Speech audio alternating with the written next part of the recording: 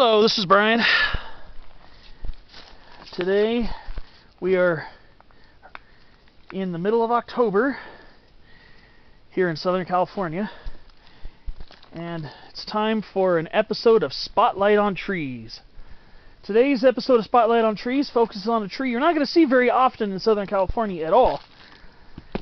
In fact, only in a couple of spots. One very well publicized and one that is not really publicized, and I'm in the latter of the two. And I am not going to disrespect tradition and try to give away this area, but my spotlight today is on a tree that's very common in mid to higher elevations in the west. It's in the Willow family. It's a type of a poplar, but this is the Quaking Aspen, Populus tremuloides. The only thing I'm going to say is that I'm near Arrastre Creek. This is the lesser known aspen grove and the much less seen one. I'm only going to give out the same amount of information that other people who want to keep the exact location a secret out of respect for them. But these are Quaking Aspens, Populus tremuloides. And you go up towards Tulare County, you start seeing them again up on the ridges and up along the Sierra Nevada. You'll find some groves of them along Highway 190 near the town of Ponderosa, and that's our second nearest grove, I believe, or close to it. I don't think they quite make it down into Kern County, but just like true to form, the bark is whitish. Actually, if you rub your hand on it, you get a little bit of a chalky residue on your hands. It's whitish, but on older trunks, you'll see that they do sometimes furrow a little bit. And here they are, the leaves. The leaves are a lot smaller on our Quaking Aspens than they are in the Sierras because of the drier climate. We're definitely much drier than where you'll find them near Ponderosa, where you're surrounded by 170-foot red firs, white firs, and Jeffrey pines. So the leaves are kind of round. On a lot of the Sierra trees and the Rocky Mountain trees, because this tree is scattered throughout the west, and you find it again as you go into the Sierra de San Pedro Martir in Baja California, you'll start seeing these much more numerous numbers. But you'll see the leaves on our Quaking Aspens seem to have a rounded base before you get to the petiole, which is the leaf stalk. So a lot of the Quaking Aspens I've seen in the Sierras tend to have maybe a little bit more of a heart shape at the base of the leaf, which is probably more common in wetter climates. And the leaves are quite a bit bigger than these. And I'll let you know, to get down here, like I said, I am not going to give away the coordinates to this place because I'm trying to be respectful to the people who want to protect this grove. It's just an awesome little spot. I'm just going to say it's near Arrastre Creek. That's all I'm going to say. Arrastre Creek drains all the way down, I believe, into the desert. So if you want to find it, do a little bit of research, and then you can get a general area of what it is. And then you will have to do some off-trail hiking to get here. But yeah, these trees are pretty common throughout the West, into Canada, and even getting closer to the East Coast, like around the Northeast, like around, I believe, Maine or Vermont. And they're supposed to range as far as northern New Jersey, I believe. I used to live in northern New Jersey for a while, and I never saw any Quaking Aspens. However, I did see a close relative called the big-tooth aspen, which is Populus grandidentata. I did see that near my not that far from where I lived in this area called Hopatcong, which is in Sussex County, and it's in the far northwestern corner of the state. So I lived in a town called Hopatcong, and near the lake, there's a lake over there. I remember not that far from the lake, but also not that far from the town of Landing, which is right next door, which is at the northern tip of Morris County. I did see stands of big-tooth aspens over there. So those do happen. This one's maybe a little more characteristic of a leaf shape. This one that's got the reddish hues. They are known for their golden, brilliant yellow fall color, as evidenced here. However, they have been also known to turn orange and red at times. And I saw a couple that looked like they had some orangish hues on them. Like I said, the tree's got really small leaves here, adaptation to the much drier climate. I mean, I was going through mountain ephedra, single-leaf pinion, and Sierra juniper, and even Mojave prickly pear cactus to get down here. I came from above. I think most people have probably come from below and come up. Most people who try to find it and actually find the right canyon. Like I said, I'm not going to disclose where this canyon is. But the quaking aspen is definitely a symbol of the western United States.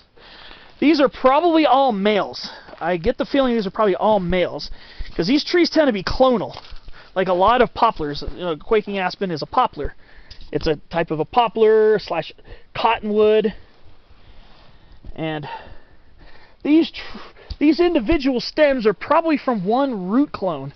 I'm almost willing to bet money that there's one huge root system in this ravine, and probably all these trees come from it. I'm not saying 100%, but that's probably likely. There's a place in Utah where I believe the quaking aspen is actually the world's largest living organism in the clonal sense. And I forget how many acres it covers, but it covers a lot of real estate. Vast, vast, vast areas of real estate. So these trees are very clonal, like a lot of other poplars, and like quite a few of the willows, they can be clonal as well. As I said, they are in the willow family, the Salicaceae, and like willows and other poplars, they share the love of canyons and ravines, especially here in arid Southern California. But you can tell I came at the right time, because we're pretty much peaking. Sometimes some of the aspens will turn yellow and then they'll turn brown really quickly. I've seen that before. It's nothing to be alarmed about. It's probably past their peak. But for these trees here, it's beautiful golden yellow with some slight orangish hues here and there. And I've seen them get some orange and even some reddish tinges on them. And that's not all that rare as well. So, quaking aspen, common boreal tree in northern, mostly boreal tree, and then if you go further south, higher mountains. And only two groves here in Southern California, two natural groves. This one, and then the one in the San Gorgonio Wilderness, which burned in 2015, but since they got a lot of underground roots, last I heard, they've sent up new root suckers, which are shoots that come up from roots, and they're supposed to be at least 8 feet tall now, and that was fire from 2015. Like most poplars and willows, they can be very quickly growing, especially when they're reestablishing disturbed areas. These ones here probably don't grow quite as quickly because, again, the climate's not as favorable as, say, the eastern Sierra, the more mesic parts of the Rocky Mountains, but they can be very, very, very vigorous, too, in most favorable conditions. More than likely, these stands of aspens here, and next to the San Gorgonio Wilderness by Fish Creek are very likely relictual stands of when this climate was a lot more mesic, in other words, moist. So just think about that. These might not be here forever. And I don't see their range expanding here in the San Bernardinos or anywhere else. I mean, you go to Big Bear, go to the city of Big Bear and a lot of the neighboring mountain communities. They plant them like crazy out here. They plant them a lot. I have an uncle who owns a house in Running Springs. He doesn't live there anymore, but I believe his son, my older cousin, rents from him.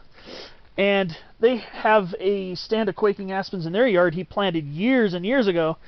And I've driven past the house once or twice, and yeah, they're filling in. He's got a nice little aspen grove on his property, and so they can take over, especially if you give them the right conditions. They will take over.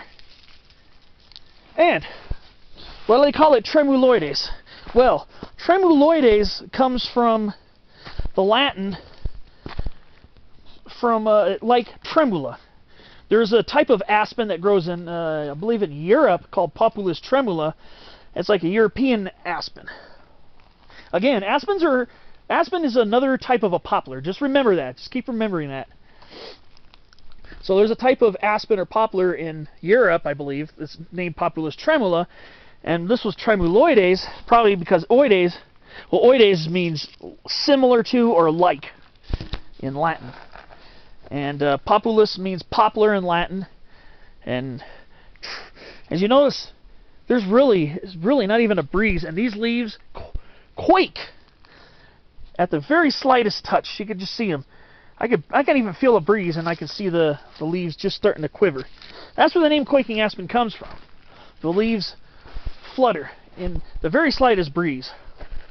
A lot of poplars do that as well. A lot of cottonwoods, like Fremont cottonwood, which is another species of poplar you'll see here in the San Bernardinos. Those leaves quake in the very slightest breeze, and they can also turn a brilliant yellow just like this. But they're not known to get those reddish hues. But that's another tree to spotlight in a future date. But yeah, it's just kind of neat to see right in the middle of this arid pinyon juniper woodland. Like there's a single-leaf pinyon, Pinus monophylla. There's a Sierra juniper, Juniperus grandis. I got mountain sagebrush here, Artemisia triedentata subspecies vasiana. There's a Ephedra viridis. There's antelope brush, Persea triedentata variety glandulosa. And then booyah, right here, right in this little nook, Populus tremuloides.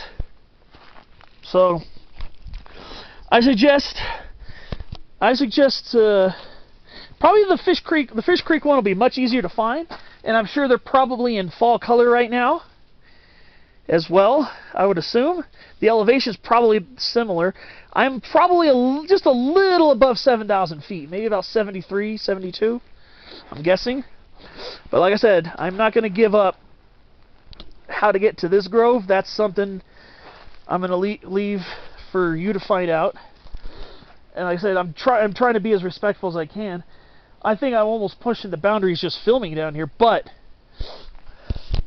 I've seen other people's pictures of this aspen grove on the computer.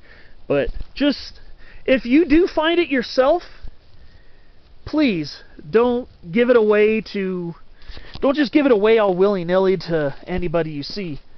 Yes, this is a treasure, and it's definitely worth finding. This is very much a treasure. This is very rare to see here in Southern California. But just be respectful, please, and don't just give it away. Again, this is Brian. This is Spotlight on Trees, Quaking Aspen, Populus tremuloides. Look forward to another episode soon on Spotlight on Trees. Thank you for watching. Please be respectful and don't give away the secret location of this area. Please, I'm begging you. And if you come here, enjoy it. Take some pictures. Like I said, don't give up the ghost, please. Thanks for watching, and I will see you on the next episode of Spotlight on Trees. Now I got to find myself back to the main thoroughfare.